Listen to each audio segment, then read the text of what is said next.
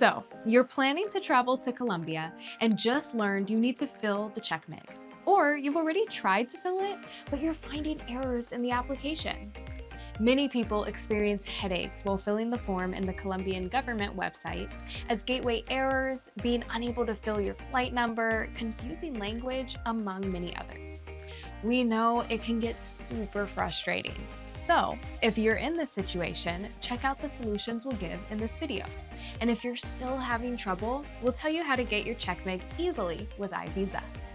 Now, let's dive into the most common issues and our recommended solutions. Did you encounter the bad gateway error in your Colombia Check-mig application? That commonly occurs during the hosting data step or while trying to submit the CAPTCHA. If you're signed in as a frequent traveler, that's likely where things are going wrong. To fix this, sign out and redo the form without logging in. You can also clear your cache and use another browser.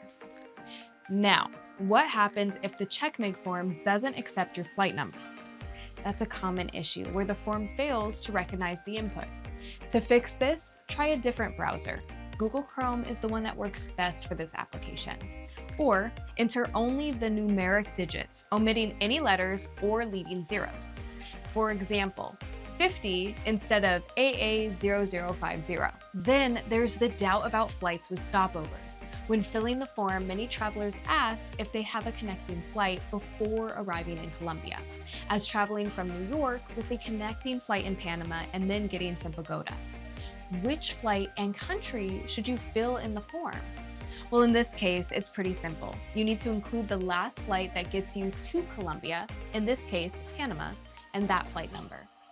Also, when entering Colombia, if for example, you're landing in Bogota, but catching another flight to Medellin later, you should fill Bogota as the arrival destination if that's the city where you're going through immigration. Another common mistake is entering the wrong information in the port of arrival or departures fields. When the form requires you to input port of departure, you must input the last airport you flew from to Colombia and not the first one you used. This is especially important when taking a connecting flight. In the same way, when the form requires you to insert the port of arrival, you must fill in the port where you will first land in Colombia. So for a trip ending in Medellin but starting in or transiting through Bogota, your port of arrival will be El Dorado Airport, Bogota. Now, let's talk about hotel information issues. What happens if you're just going to be in Colombia for a few hours? Should you still fill the Check-mig form? Yes, you need to fill it if you're going through immigration.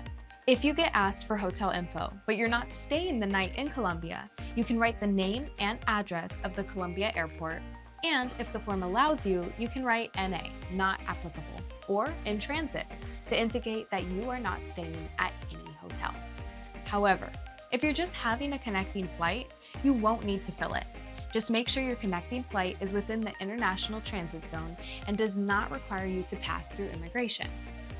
Now, as the last issue, sometimes users don't get the PDF confirmation to their emails. If this is your case, don't worry, you could go back to the Check-mig website and download it directly there. If dealing with the Check-mig form is causing you stress, iVisa is here to make your travel experience smoother. By using iVisa, you'll save time and avoid the frustration of navigating the form's tricky questions and potential errors.